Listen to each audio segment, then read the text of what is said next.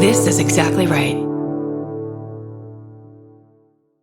Everyone loves the idea of spending an afternoon curled up with a good book. Well, grow up, because it's almost impossible. Luckily, you can take your next great story with you on Audible. Audible has a massive selection of titles to choose from, including This American Life, new books by Michael Connelly, along with classics from Agatha Christie, and so much more. Whether you want a mystery, a true crime story, or something completely different, there's always something new to listen to. New members can start listening with a 30-day free trial at audible.com/MFM. Audible, stories that speak to you. Goodbye.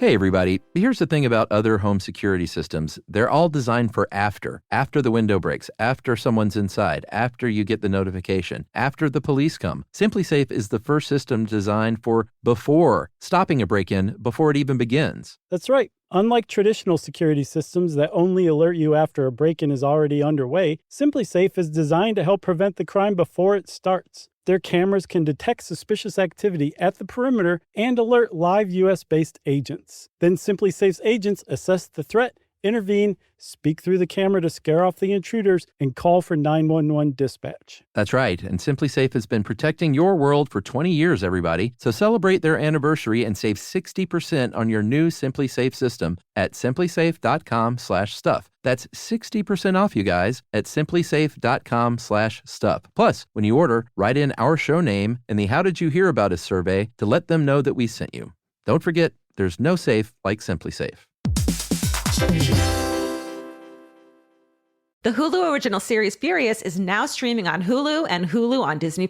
Starring Emmy Rossum as Alice Black, Furious follows a rookie FBI agent on the hunt for Catherine, played by Lola Pettigrew, a mysterious and calculating female serial killer. While Alice upholds justice, Catherine kills for it, terrorizing the rich and powerful men of New York in her pursuit of vengeance. With secrets that change everything, Alice discovers there's a thin line between hunter and prey. Watch the Hulu original series Furious. Now streaming on Hulu and Hulu on Disney Plus for bundle subscribers. Terms apply. Goodbye.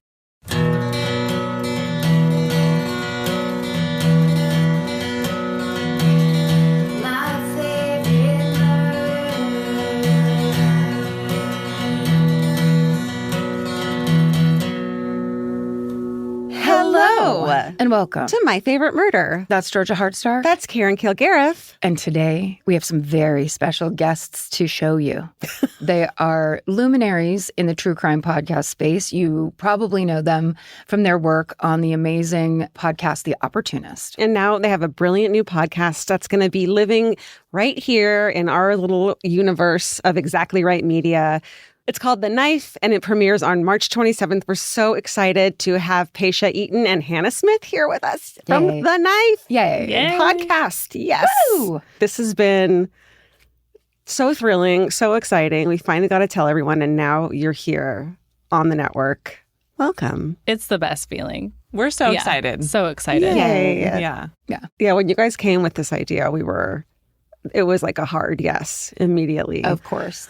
What made you guys come up? Like, what was because you came off The Opportunist, you still wanted to do true crime, but this is like kind of heavier, darker stuff. Like, what made you want to get into that world a little more?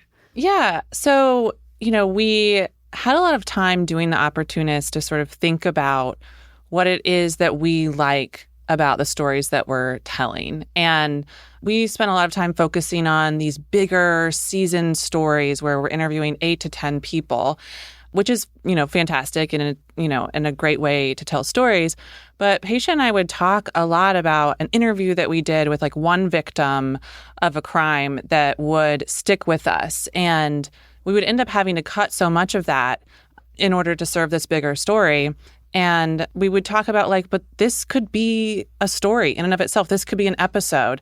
And so when we decided to do a show together, we thought about that and wanted to do more personal, intimate, and more in-depth stories with people whose lives have been impacted by a crime. And so that we can hear the whole story from the incident all the way through the aftermath and just really sit with those stories and give them time and space. Yeah. Yeah, it became really apparent that when someone was the victim of a crime, that crime was then reverberating throughout their life. Even when we would talk to people where something happened 10, 20 years before, it was like still just so recent for them in a way. And that felt really powerful to us. And also just the freedom to tell stories that weren't in such a specific lens, like on our last show, which was really cool, but also left us with like, we'd send each other articles and it's like, oh, it doesn't fit the show. And we didn't want to be bound by that anymore. And we just thought, I wonder if Karen and Georgia would hear this pitch. Yes. And we were like, hell yes, hell yes. Hannah, when you were on My Favorite Murder, I think it was like 3 years ago, or wasn't that COVID? Oh my God. I mean, I know, feels like it's a long time A ago. blur. 25 years ago. That was one of our most popular episodes. Oh. Of course, I have listened to every episode of The Opportunist, which I know you also produced and worked on too. So yeah, I mean, you guys, the second Danielle was like, oh, Hannah Smith and Patia Eaton have a pitch. We're just like, the answer is yes. We don't. If they have a podcast about popcorn, the answer is yes. Oh, well, that was our next pitch. So we're so happy to hear that. Yay. Yeah. Yay. I'm That's glad the we picked this sequel. one. Yeah, exactly. We're going Yeah. hard for kettle corn. Yeah. Ooh, dude. I know, very controversial. Did you guys meet on The Opportunist? Is that where you first started working together? We did. Yeah. We met on The Opportunist. Yeah. I emailed the CEO of the company that oversaw The Opportunist, owned that show. And I was like, I want to work in podcasting, but I've never done it before. Like, can I interview on something? And I ended up getting an associate producer interview on the show. Didn't get it. Yeah, that's right. Oh. I'm tired. I was like, no way. I was not.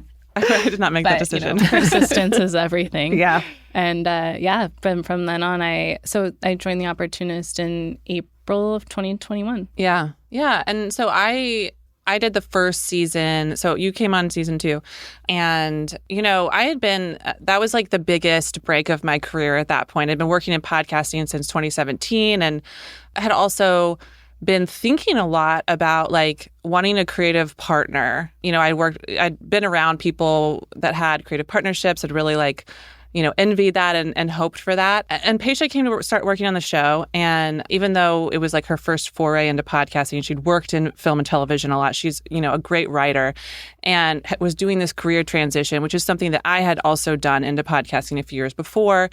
So it just, as soon as we met, it was like, oh, we're both like on this same trajectory and we're fascinated by the same kind of stories. And it was just this instant sort of feeling of like, oh yeah, we're going to be making things together. And so it's just so exciting that now we're doing that with our own show. It's real. Yeah, I love that. That's the best thing ever. Yeah, when I first started working with Hannah, I was just an associate producer and I was like, can I just start giving feedback on scripts? And so I was really comfortable with that, working in scripted TV. And so I was just like, here, Hannah, here's an alt for all your narration. Just take it or leave it. And eventually it was like, yeah, okay, I like that. And from there, the show was a success. And we were like, we want to make something else, but we don't have any time. And then all of a sudden we did. We had time. Yeah. I love that. You guys have this like perfect, this combination of the like podcast, like wanting to be in podcasting and then the pandemic kind of overlapping. And it's just this like really cool, I don't know, like this like drive that you both had that just, you made it happen. You made it, and it's just so impressive. And like, it's so cool. It is. I was going to ask, you got rejected the first interview. Did you go back immediately? Like I would, if I didn't get, I remember interviewing at the warehouse when I was 17 and I didn't get the job and I'm still really upset about it. I was like, I wanted the job and I remember being disappointed, but I also still had a job at that point. I was working at a production company that was under a pod at Warner Brothers. And I wasn't in like, okay, I need a job right now, which was helpful. But I also, at that point was like, there are other podcast jobs. And so I started applying and I didn't get those either. But it gave me hope because at that point, podcasting was like, there was this boom that happened because especially with the pandemic, being able to make things remotely was everything. You can't do that in TV. Right. And so I just kept applying and actually someone from that company reached out and I interviewed again. And, desperation, and I got the job. Yes. But you had experience by then because you did the really cool thing of just, and I think we can totally relate to, of just like, well, then I'm going to do it on my own. Yeah. And you did that and prove your point that you're like, this is where you should be. Yeah, right? it was like this moment for me of I had tried really hard to like make it as a TV writer, and I had been in a couple comedy rooms, and that was so exciting. I was a writer assistant, then I got my first credit, and I'm in the WGA, and then nothing, right? Yeah. And that was just, I wanted more control over being able to like get a job if I was working really hard and getting better at it. And so podcasting gave me that. So yeah, I found a missing persons case. I spent all my extra time working on it, and I just kind of taught myself how to like not be offended when someone hangs up on you and ask the right questions and like find people's information online. You guys are so good at that. I'm so impressed. And it like makes me sweat listening to you guys talk about like cold calling people. Yeah. But you both do it in a way that is like so kind. You don't spring things on people. You don't have that everyday like predatory thing that some we're not trying to like get people. We're not trying to like, gotcha. We can get some information out of you. You know, we really want people to feel comfortable and open up to us. But it does mean you have to get a lot out in like 20 seconds before they're like, I think this might be a spam call and hang up on you. Yeah, my area code is like Maple Valley, Washington. And they're like, excuse me, who? You live in Los Angeles? Click. You think that helps that it's like Washington? It's not only LA. if it's someone in Washington, but sometimes it is. Yeah, I think it's just you have to get a little more comfortable with being hung up on, people telling you not to call back, and just accept that like that's their prerogative and it's part of it. But most of the time, people will hear you out, whether or not they agree to interview. And that was something that was really exciting to me. I'm like, I get to just be nosy. Yeah. This is unbelievable. I love this. But then when those interviews actually take place, in your first episode, in your interviewing Darun about her attack, there's this amazing part when I was listening to it for the first time where she is speaking for a while and getting people to really talk about these experiences is, I'm sure, a very delicate thing. She's talking and talking, and then you ask one quick question. I was like, she's there. Hannah is there. So it's like you're not directing it. You're not interrupting or anything. Like clearly you are leading that conversation in this way where you're allowing people to kind of open up to you. Is that, how did you learn that skill?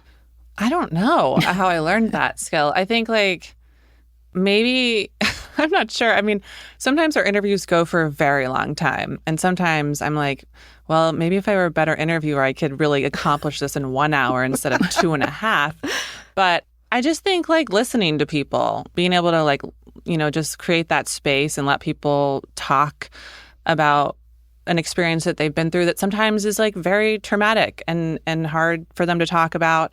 But one thing we've also encountered a lot is that, especially like a lot of times when we interview people who'd been scammed, they would say things like, wow, people in my life knew that this happened to me, but like no one's really taken the time to sit down and just let me like tell the whole thing. Mm-hmm. And that feels good that we're able to let people do that. We're able to hear their story as well as share it with the world. And I mean, that's a meaningful thing to me. So yeah, I don't know. I mean, before we do an interview, we, do whatever amount of research makes sense for that story and have questions prepared. And sometimes we ask 2 of these questions because they get answered on their own. Mm-hmm. But it's really like, what is something that we think is really interesting about this person's story or their the way that they reacted to something that happened to them? And so those kinds of questions are always top of mind when we're listening. But I think it's also, we tell them before the interview, like, we want this to be your story. We're going to help guide you through telling it because, jumping around through time, I remembered this thing that happened. And we want to be there to help them and make them feel comfortable. But, we try really hard to just keep it as authentic as possible. Yeah. Yeah, you guys have it's a hard job. Your first episode with Darun is so emotional. It's this awful attack that she, fought back like a badass, but experienced. Tell us more about the season and the episodes that you guys are going to be doing. Is it just kind of more of these incredible cases? Yeah. I mean, we have, that's part of our drive for doing this kind of show is all manner of stories. And, we have people like Darun who, they're on a morning run and something awful happens to them and they're fighting for their life. And then there's the aftermath of that. We have people who are in a domestic violence situation with a spouse and the complications of that because you own a home with someone, you have children with someone. And how do you get out of that situation? Or how did this person get out of that situation? And then, we love a scam story when Love it makes a sense. scam. Yeah. Cult story. Cult stories. We have a wrongful conviction story coming up that is really powerful. Great. Identity theft. We're going to try to cover a lot of different types of crimes. Our really unifying theme is the approach that we take to storytelling and just hearing firsthand from someone whose life was altered because of a crime. It's cool. Amazing. If you were forced, and you might be, to do a different podcast of any genre. Not popcorn aside. I mean, we've got the popcorn one on the decks. That's in development now. But have you ever thought of just going completely out of the genre and doing anything different? Vanderpump Rules, maybe. I mean, I could talk about anything Bravo for sure. But no, we have just spent so much time at over the last year and 7 months working on true crime podcasts. It would feel so unusual. Yeah. But I could talk about anything Bravo. That's what I could do. You could I could bring that Bravo. to the table. I could do a Survivor podcast. I love Survivor. Yeah, it's a good show. So television, maybe even though we watch different television. Very different television. There's some slight overlap within true crime, really. Yeah. But that's true. I've been trying to get Hannah to watch The Real Housewives, for example, to no avail. Hasn't happened Just yet. doesn't happen. I feel Just you. doesn't happen. Fight the good fight. Yeah. Well, but the off-record episode is a little bit different. It is new for you guys, right? Something that is a little more chatty and less fully produced, fully journalistic. You want to talk about that? For you guys listening, they have the full episode of The Knife, and then the off-record episodes are kind of it's almost like Kind of like a mailbag episode or like a recap episode from the main episode. or like more info. Yeah. We've sort of like to think of them as it could be a lot of different things. We love the idea of mailbag, answering listener questions and being able to interact with people in that way. We also, we're going to talk a little bit about the conversations that Patia and I have making true crime podcasts. We have so many conversations to do with, sometimes it's cold calling people or ethical conversations about how we portray different stories. So we're going to have some of those conversations on mic so that, listeners can be part of that. Great. And we'll It's also also- tell true crime stories. Yeah, true crime story is also an opportunity for us to tell stories where we didn't get the right interview, but wow, this is a fascinating story. And now I get to tell Hannah all about it. And maybe we've had it on our list for a while, but no one had time to do a deep dive until now. Yeah. You guys are I swear you feel like a parallel universe us, but you guys have a lot more homework to do than And you we actually do your and you do your homework. homework. Yeah, you guys do are really smart. It's chronic at this point. Okay. We're okay, we need to make this one really quick and easy. And then 8 hours later, we have to do Yeah.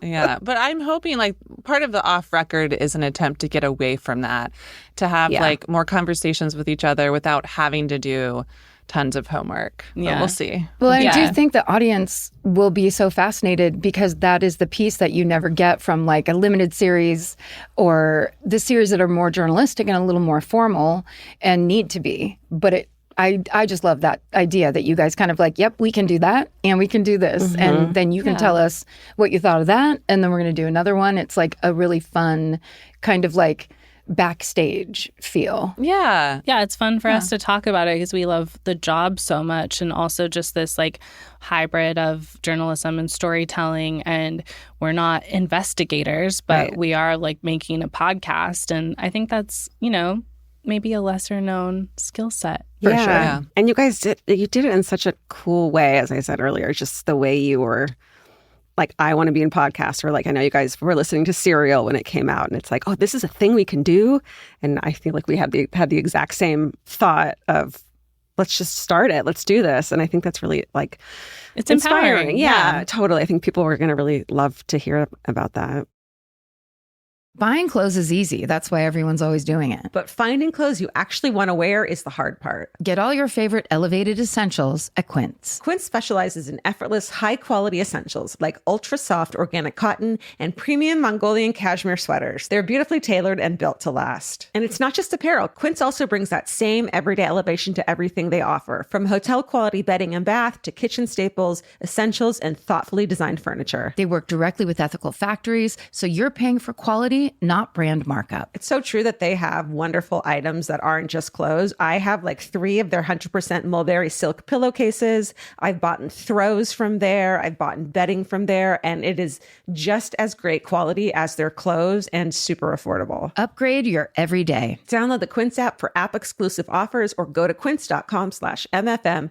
Get free shipping on your order and 365-day returns. Now available in Canada and the UK too. QUINCE.com/MFM. Goodbye. Summer's for adventures, road trips, and adding a whole lot of miles to your car. That's why it's worth stopping at Valvoline Instant Oil Change first. If you need an oil change, make the smart stop at Valvoline Instant Oil Change before you hit the highway. Their trained techs can help you get road trip ready with an oil change and an 18-point maintenance check included with every oil change, checking your tire pressure, wipers, lights, and more. That means they're checking important things before you're halfway to your aunt's house with no cell service. And these aren't just any techs. Valvoline Instant Oil Change techs complete over 270 hours of training, so your car's in capable hands. The best part, you can stay in your car and you're in and out in about 15 minutes. So before your next long summer ride, pull into Valvoline Instant Oil Change. Valvoline Instant Oil Change. Change wisely. Goodbye. Goodbye. This episode is supported by FX's The Shards, a seductive drama from executive producer Ryan Murphy. Set in 1980s Los Angeles, the series follows a group of glamorous, deeply entangled high school seniors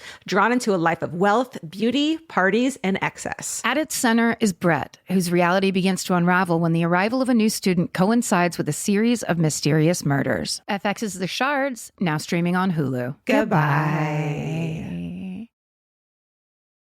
In your years of research and having to do those deep dives, and I know it's, depending on the subject, but is there anything you've ever uncovered, learned a factoid, like something crazy? I just always picture you guys working at like late at night with one light and you're like, on LexisNexis, like trying to figure stuff out. Like, can you just like recap one moment where you had like that kind of journalistic Nancy Drew discovery or anything?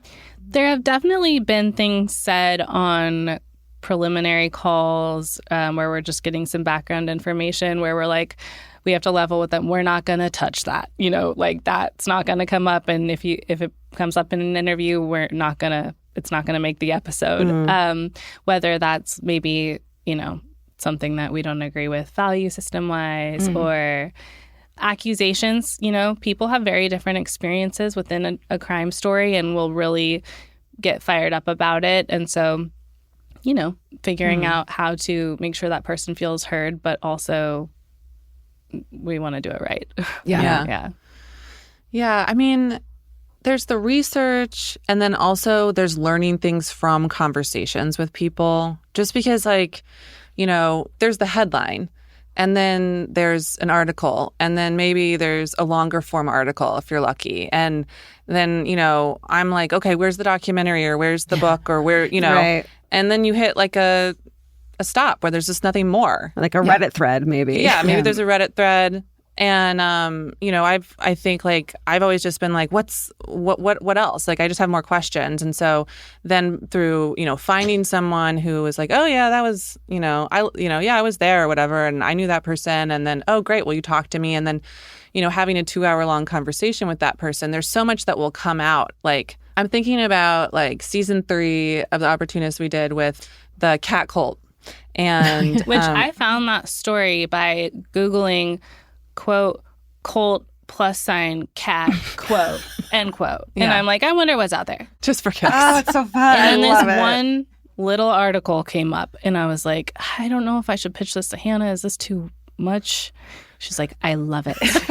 So this is the exact kind of story I want to tell. Genius. yeah. Yeah. And then when we had a conversation with Mary, who is married to this man who used to be married to the cult leader, during the interview, she revealed to us that there was an attempted murder involved with the story, where she had befriended this guy years later who was her, assassin, essentially, that the cult leader had tried to convince him to kill her and her husband, and he didn't. And then years later, they became friends. So that was a moment where this whole other aspect of the story opened up. And we're like, wait a minute, what? Like, there's also a potential attempted murder here. So there's, that was a big moment. But there's a lot of moments that happen like that. Yeah. That's amazing. How has it been, like, in your line of work, how is law enforcement communication going for you guys? It seems like that would be a tough one. Mm-hmm. It is and it's not. It's like if there's a case where, it's case closed, someone's been convicted, sentenced, usually there's law enforcement who will happily talk about it because it's maybe something they consider a career accomplishment, and maybe it is. But if the case is still open, it can be a lot more difficult. And, when we do those interviews, they can still be very useful for information, but you're not going to get someone to reflect or give you anything beyond, a very by the book answer. And that can be challenging. But I would say overall, pretty good. I do want to know more about the interviews you do with the people involved in the case. The first off-record episode is so incredible about these missing teens. And you got friends to talk, you got family to talk. Yeah. I mean, that's like, and you went there in person too. It's like, that just has to change everything. It did. It changed everything. I went to the DA's office and, sat down with an investigator who had previously been a detective on the case when he was earlier in his career. It was incredible. I fell in love with it because I met so many people I would have never met. And, I got immersed in this story and really got to understand how current it all was for them still. Right. Their friends had gone missing, 20 years earlier, and they're talking about these memories that are so vivid for them. And also unpacking it with me for really the first time for a lot of them, because it was a small town and the same theories had circulated. And I just thought, this is such a privilege that these people are taking this complete stranger into their home. I had a little Olympus recording thing that I got for her $20. And they're just talking to me, and they didn't care that I had no previous podcasting experience. They only cared that someone wanted to hear their story. Yeah. And that really hit home and was like, I'm so motivated to do this now. And then, I got my job on The Opportunist, got much busier, wasn't really sure how to end the story. I was so new to it. And you recorded multiple episodes and put them together. Yeah. I don't remember how many, but I'm one of the few people that have the privilege of listening to it, and it was really good. Amazing. But the case was still unsolved, and you weren't sure how to end it. I wasn't sure how to end it, and I also felt conflicted about some of the tape because, there were two missing teens, Jeremy Bechtel and Aaron Foster, and Jeremy's family was very open with me. Aaron's family was much less, and I started feeling conflicted about putting so much out there without their support, and that was something I was thinking a lot about. I didn't have the confidence in my storytelling ability that I have after having done it now. But it was just so interesting to I'm going to get access to a case file. I'm going to get to go ask these people questions. And, I didn't break news with this story, but I was able to sort of piece together enough to be I know that they left that party. And I know that after that party, they went to Aaron's house. And I had only ever heard or read that they had left that party and never been seen again. And that was enough for me to be sometimes it just takes not a professional, but fresh eyes and energy into doing something. And I didn't solve that case. They did. And they, with the help of this YouTube diver, exploring the nug. Spoiler. Oh, yes. Yeah. But it was so amazing because I had built so many relationships in that town that as they're literally pulling the car up from the river, people are calling me. Yeah. And I was like, oh my gosh. And so then I felt this weight of like, well, I now have all of these relationships with Jeremy's family members. I need to call them. Right. And like, Did you inform them? one of them, I informed him because No he way. had been calling me and we had been playing phone tag. And then it felt strange. And I just said, I don't have any details. I've just heard that Aaron's car was found in the river and you need to call Sheriff Page. That's And incredible. yeah, it was, I didn't want to make those phone calls, certainly. But when you're talking to people every day for a long time, they're wanting to talk about it with you. Yeah. And it was just a great experience. And also, I think with missing persons cases, for me, there's that hope. And even though, after 20 years, I think hope dwindles. But I really liked that aspect of it. And that was just, it was exciting. It's so Yeah. cool. As a cold case junkie, I really was just, that story was incredible. Well, and also that's such a good point that like when something happens to people, a trauma, like all of a sudden just your child is gone. There's no explanation and people help you for a little while and then just nothing. The idea that you are left to process that or not because you don't get any answers. It's not the same as like there's a death in the family. It's a total void. And like, you describing it that way, it's like it must be incredibly powerful to have someone come and say, I care about what this is and I want to help in some way. I do. That is what I love about the true crime community is like there are so many sincerely caring like professionals and non-professionals that are like, what can I do? What could I look up online? Like, what could I research? Yeah. And it also was very eye-opening in the way of like, it's easy to say, oh, why didn't local law enforcement do more? Obviously, they didn't run away to Florida. They left a paycheck behind. Like all of these, like quote unquote, like obvious things that had happened or not happened, and blame. But when you talk to all of these different people, it's like, well, wait a minute. That office had one computer at the time, so that means these notes are handwritten and then typed out. And how many notes are you taking if you're writing something by hand? Totally. And what does this game of telephone really look like, even if you're trying your best? What was the training at the time? It wasn't. So then it was like, okay, I have to take a step back because it's not one person's fault. It wasn't like there were a lot of things that should have gone differently and didn't. But it made me take a step back and think about how little you really get from reading an article. And I just wanted to know more. Do you have a story like that of something that's happened where you're just getting involved kind of turned things a little bit? That's like that maybe journalistic satisfaction that you get to have sometimes? I don't know if I have a story quite like that where it gets solved, a missing persons case. I mean, that's pretty incredible. Yeah. But certainly, like, we've talked to people that have reached out to Hannah from just knowing her from The Opportunist and said, well, what about my story? Can you look into this? And, I think that is a cool place to be. Like someone thinks that I care enough to look into this and like actually do some research. And I think that that's also a really like great thing about being able to connect with listeners. Yeah, absolutely. And I mean, no, like, I've never solved a case or anything like that. That's season 2. Yeah, that's coming. But, just being able to bring it to like people's attention, to continue to keep attention on these things, as we were just talking about, I think means a lot. And you never know what that can do. It's like, Patia didn't solve this case, but the fact that there was so much attention on it, I don't know, it keeps it fresh in people's minds, and you just never know like what that could lead to. So that's what I usually tell people when they're like, I have this, case, and well, I'm not able to solve it. I'm not an investigator, but we can certainly tell that story, and then hopefully that will help you connect to other people or resources to, hopefully make some leeway there. Yeah.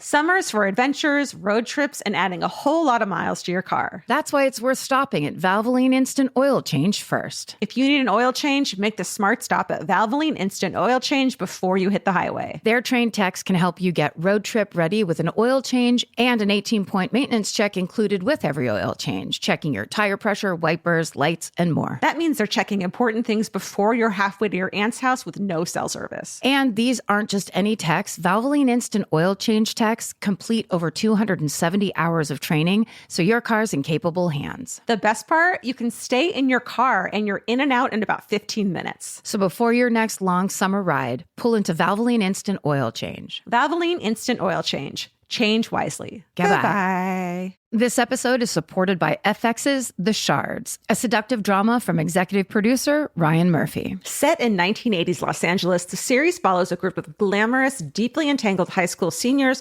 drawn into a life of wealth, beauty, parties, and excess. At its center is Brett, whose reality begins to unravel when the arrival of a new student coincides with a series of mysterious murders. FX's The Shards, now streaming on Hulu. Goodbye. Grocery shopping seems like it should take 20 minutes. And then 2 hours later, you're standing at the checkout with a frozen pizza and 6 different types of chips. Lucky for you, there's Hungry Root. Hungry Root is like having your own personal shopper and nutritionist all wrapped in one. They'll take care of the weekly grocery shopping and recommend groceries and meals tailored to you. Once you tell them about your goals and preferences, they fill your cart with personalized recommendations. And those recommendations get smarter as Hungry Root learns more about what you did or didn't like. Most of Hungry Root's recipes can be made in just 15 minutes or less. You can't get any easier than one pan shakshuka. I've always said that. Yeah, I love the convenience and also the fact that I don't have to go park anywhere. Thank God Hungry Root's around to help us shop and help us build really healthy and delicious meals. For a limited time, get 40% off your first order, plus get a free item in every box for life. Go to hungryroot.com/MFM and use code MFM. That's hungryroot.com/MFM, code MFM to get 40% off your first box and a free item of your choice for life. Goodbye. You guys have that thing that I think that people who are into true crime like we are, Murderinos, which is this like curiosity about the way humans work and the way these decisions people make affects their, like everyone's life around them. And you can hear that in the podcast, this curiosity that you guys have that's so pure. And I totally identify with it. Totally. I mean, I think that so many people who love true crime feel that way, right? And it makes me think of actually this episode of a podcast that you sent me years ago. It's a criminal episode. We know you too. You all love criminal The best. as well. Yeah, so good. And she was interviewing Errol Morris. You know, he was talking about crime stories and it always just stuck with me. He talked about like the heart of crime stories is just humanity. Yeah. You know, it's and I just agree with that so wholeheartedly. You know, in all of these stories, of course, there is some incident, some dramatic incident, right? But like within that, there are stories of people surviving or people seeking justice and the complications of what that looks like. What does that even mean? Yeah. And how people hurt each other and how people try to heal and what that does to an individual person and to a community. I mean, it is just humanity. It's like how we all live together. And that is just endlessly compelling. Yeah. It makes me think of the episode and The Opportunist. And look, The Opportunist was great. Congratulations. Your new podcast is amazing. Thank you. Thank you. But I just have the memory of you talking about the people who invested in the guys who were claiming that they were going to go find this sunken treasure boat. Yeah. And so it's that kind of story where it's like, this is not a murder. This is not, one of those kind of stories. It's a scam story that as it went, it just became more and more heartbreaking as I listened to it of like these people who it's like, it's easy to go like, oh, well, you made a mistake or that was a dumb investment. And it's like these guys went through and just methodically drained the bank accounts of retirees and like just destroyed these families. And that was just kind of like, well, too bad for you. And I'm sure that there are people who like if they go through an experience like that, being able to hear somebody else be able to say it and have, the validity, like be able to give it the gravitas it deserves of like, this is horrible. It should not be happening. We should have systems set up. Or what are the next steps you take when someone doesn't just, rip you off, but like you lose all your money. And you never think it's going to be you. Like ever. We've probably never interviewed someone and been like, oh, I could see how that happened to them. It's like, no, that could be all of us. Like, yeah, no one is like, well, I kind of expected that to happen to me. Right. Like, yeah. I'm very gullible. You never think it's going to be you. Yeah. And I think there's also this like self-exploration that happens where you're like, when that feeling creeps in, like something's not right here, this other part of you is in survival mode being like, everything's fine. Yeah. I'm sure it's okay. It's all going to come together. And like those two voices are battling it out in your head until there's this point of no return. And, that's not someone being naive all the time. That's just like life. You have to trust people sometimes. Yeah. And, maybe a gold bar at the bottom of the ocean sounds far-fetched, but it's not like this random person knocked on someone's door and said, I know where to find, a sunken treasure boat. It's like, this is a trusted person in the community, supported by another trusted person in the community. And that goes a long way for people. Which makes it all the more evil. Yeah. Oh, that was a tough one. that was tough. Yeah. It's very satisfying that we get to host a podcast where there's the potential where obviously there's the relation of there's a crime and then somebody gets to tell their story, be a survivor, get their voice out there. But then that's someone listening at home who might not have any of that support or any of that kind of platform gets to relate or have somewhere to go or a next steps kind of plan. Yeah, and just feel seen. Like, wow, a version of that happened to me, and here's someone talking about it in a way that's not pejorative or demeaning. It's just like that could be like, I'm not, the only person this has ever happened to. Something's not wrong with me. Someone did something wrong to me. Yeah. And, that like goes back to even when I was, researching that case in Tennessee, it's like this idea that someone feels heard becomes really important in the work that we're doing and is, I think, something we don't want to lose in our storytelling. Yeah. I think that's impossible for you guys to lose. I think that's just second nature for you. It's so cool. It's definitely like the most fun I've ever had.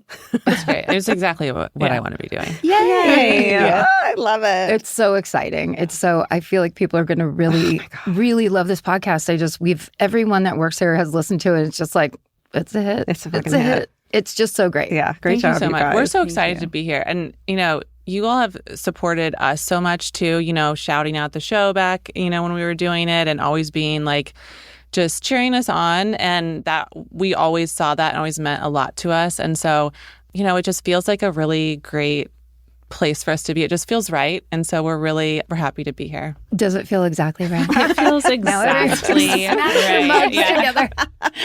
Okay, then you just need to just sign your life away right here. Yeah, exactly. Yay. Yay. Honestly, and I mean this is business, but also we adore you guys. We love the work you do. We're so proud of the show that you've made and the fact that we get to put it on our network. So thank you so much. Thanks for being here. Thank you. Thank you so much. Yeah, It's the best feeling ever. Yay. So The Knife launches on March 27th and new episodes are up every Thursday. Please listen. And don't forget to go and follow, rate, review, subscribe, support, show up. And on Instagram and Blue Sky, you can find them at The Knife Podcast. Thanks, you guys. Yes, thank you guys so much. Thank you so much for having us. We're so excited. Yay. Okay. Goodbye. Goodbye. Elvis, do you want a cookie?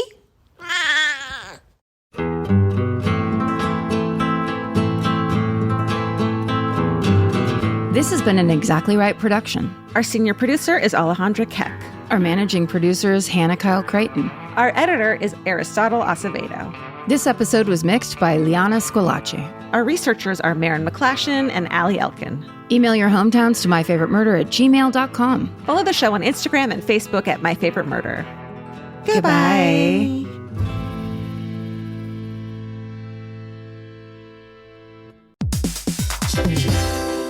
Hey everybody, here's the thing about other home security systems. They're all designed for after the window breaks, after someone's inside, after you get the notification, after the police come. SimpliSafe is the first system designed for before, stopping a break-in before it even begins. That's right. Unlike traditional security systems that only alert you after a break-in is already underway, SimpliSafe is designed to help prevent the crime before it starts. Their cameras can detect suspicious activity at the perimeter and alert live US-based agents. Then SimpliSafe's agents assess the threat, intervene, speak through the camera to scare off the intruders, and call for 911 dispatch. That's right, and SimpliSafe has been protecting your world for 20 years, everybody. So celebrate their anniversary and save 60% on your new SimpliSafe system at simplisafe.com/stuff. That's 60% off, you guys, at simplisafe.com/stuff. Plus, when you order, write in our show name and the How Did You Hear About Us survey to let them know that we sent you.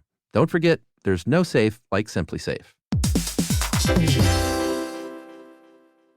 Vacation planning should feel like a breeze, not a deep dive into countless travel sites searching for the best deal. With Cheap Caribbean's Budget Beach Finder, you can search every destination and every date all in one search. You'll save time and money with the Budget Beach Finder. Say goodbye to endless scrolling and tab hopping, and hello to Budget Beach Bliss at your fingertips. Go to cheapcaribbean.com to try out the Budget Beach Finder and see just how stress-free vacation planning should be. Goodbye. Capture your favorite summer feeling with Pandora Jewelry. Discover a collection inspired by the sunshine, freedom, and moments that make the season unforgettable. From sun-kissed metals to personalized pieces ready to be engraved with your summer mantra. Each design moves with you from beach days to golden nights and every memory in between. Shop Pandora Jewelry's new summer collection in-store or online at pandora.net and let your summer unfold. Goodbye.